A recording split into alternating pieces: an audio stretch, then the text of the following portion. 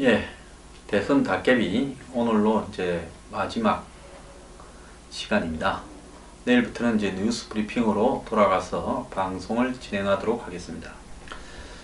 결국 대선 결과는 출구조사와 갤럽, 리얼미터 여론조사에서 나타나다시피 문재인이 41% 안팎의 지지를 받을 걸로 보이고요. 홍준표 후보가 22, 3%, 그리고 안철수 후보가 20에서 21 정도 받으면서 끝날 걸로 보입니다. 유승민 후보가 7%대, 심상정 후보가 6% 안팎의 지지를 받을 걸로 예상이 되고 있습니다.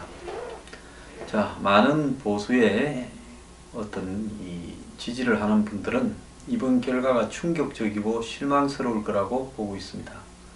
몇 분이 저보고 제가 홍준표 후보가 사실상 이기기 어려운 정치적 지형이 되어 있다.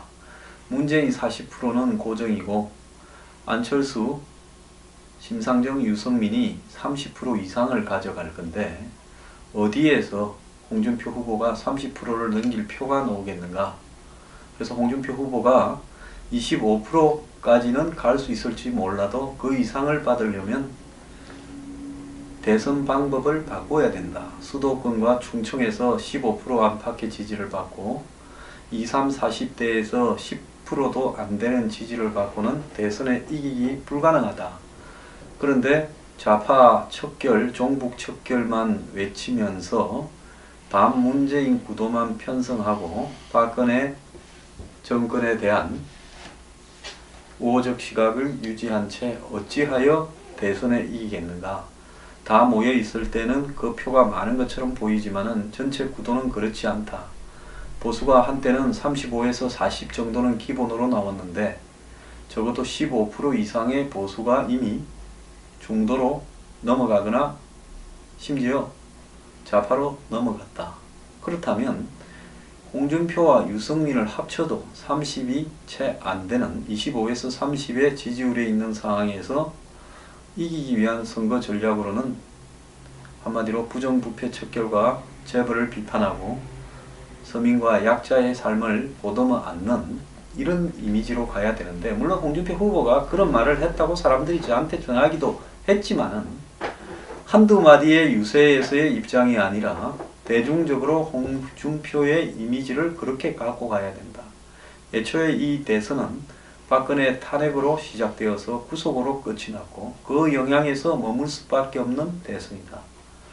자, 그렇다면 보수가 박근혜가 억울하다라는 프레임에 갇히고 있을 게 아니라 박근혜를 버리고 보수의 잘못도 인정하면서 그야말로 부패에서는 좌파들은 자유롭느냐라는 부분으로 가고 새로운 어떤 보수의 미래, 즉 약자와 서민의 바탕을 둔, 청년의 바탕을 둔 미래를 제시해야 되는데 선거 전략이나 공약도 그러하지 못했습니다.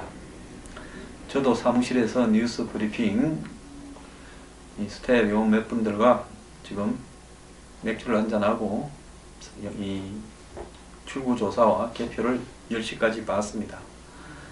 출구조사의 결과가 전혀 놀랍지 않았습니다. 사실상 여론조사 금지 기간에도 조사는 진행되고 있었고 그 조사 내용이 아마 제가 평소 생각하던 문재인 40%, 41, 2% 사이, 홍준표 25, 26, 그리고 안철수 15에서 20 사이, 그리고 유승민과 심상정이 6, 7%를 다툴 거다라는 부분과 거의 유사했습니다.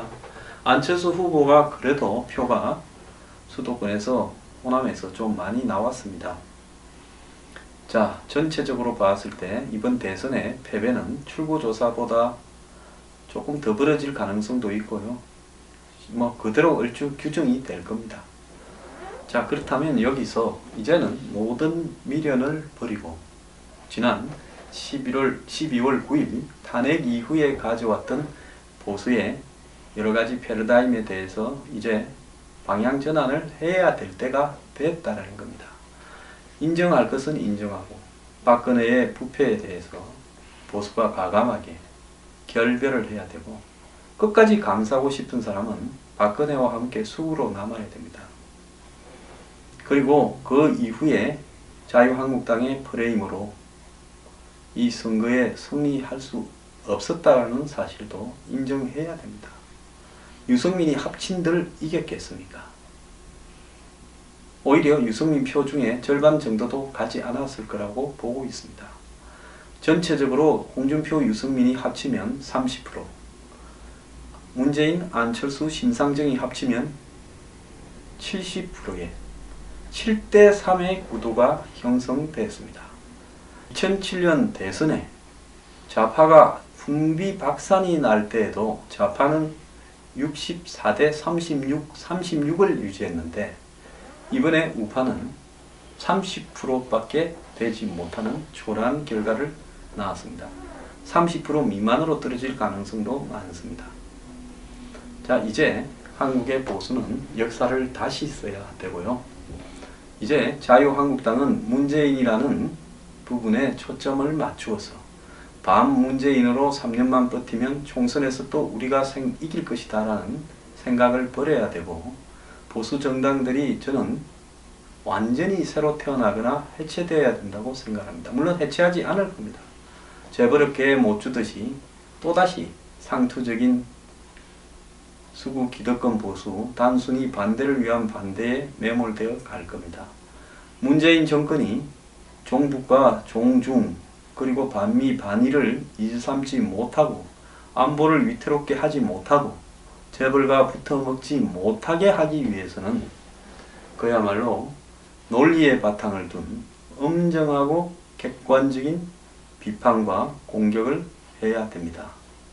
그리고 국민들을 위해서 협조할 부분은 협조를 하고 잘못 가는 부분에 대해서는 과감하게 공격을 해야 됩니다. 자, 이렇게 하기 위해서는 기존의 보수의 방식과 스타일로는 문재인 정권을 공략하는데 어려움을 겪을 수밖에 없을 거라고 보고 있습니다. 문재인 정권 사실 120석밖에 되지 않고 여소야대 구도에서 안보, 경제, 사회 위기 국면에서 수석이나 장관을 임명하고 총리를 임명하는 과정이 석 달 이상 걸릴 수도 있습니다. 야당의 협조 없이 전국 운영이 어려울 수도 있을 겁니다.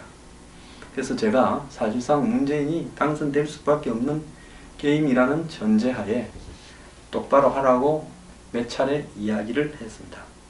근데 지금은 문재인을 걱정할 때가 아니라 단지 문재인 밉다라는 것만으로 우리가 좌파의 문제를 고칠 수 없고 좌파를 무너뜨릴 수 없습니다. 왜 문재인이 미운가? 그런데 국민의 70%는 한마디로 문재인이나 안철수나 심상정을 지지했습니다.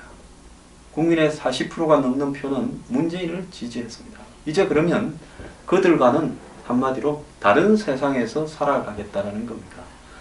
혹자는 문재인이 대선이 이민 간다라고 말하는 분이 있겠지만 이민 가는 분을 제가 거의 보지 못했습니다. 또 여기서 개똥밭에 굴르면서 살아야 됩니다. 자, 그런데 정말로 문재인이 보기 싫다면 우리는 문재인을 비판하는 수준을 정말 세련되게, 수준 높게, 정말 아프게, 그리고 정말 나라를 위하는 방법으로 고쳐가야 됩니다. 자, 밉다, 안 됐으면 좋겠다, 이건 이제 끝났습니다. 박근혜 탄핵 이야기 더 할 필요도 없습니다. 박근혜가 죽고 사는 게 중요한 게 아니라 이제 국민들이 한마디로 위기에 놓였다고 볼 수도 있습니다.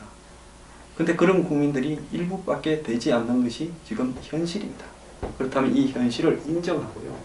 이 현실에서 어떻게 앞으로 더 나아갈 것인가, 우리가 그런 문제를 고민해야 될 때라고 봅니다. 오늘 밤에 속 아파하실 필요도 없고요. 편히 주무십시오. 홍준표가 된다 한들 대한민국이 현 상황에서 크게 바뀌겠습니까? 전 솔직히 자유한국당의 저런 수준으로 대한민국이 바뀌어질 거라고 생각하지도 않습니다. 보수는 처절하게 붕괴되고 무너져서 한마디로 보수의 괴멸의 위기 속에서 새로운 씨앗이 돋아나서 새로운 방향이 제시되고 보수의 지지층들이 사고를 바꿈으로써 그야말로 참된 보수가 이 땅에 뿌리를 내리도록 해야 됩니다. 이제 지난 일은 다 있고요. 정말 올바른 보수의 길이 무엇인지 스스로 자성하고 앞으로 나갈 준비를 해야 될 때라고 봅니다. 네,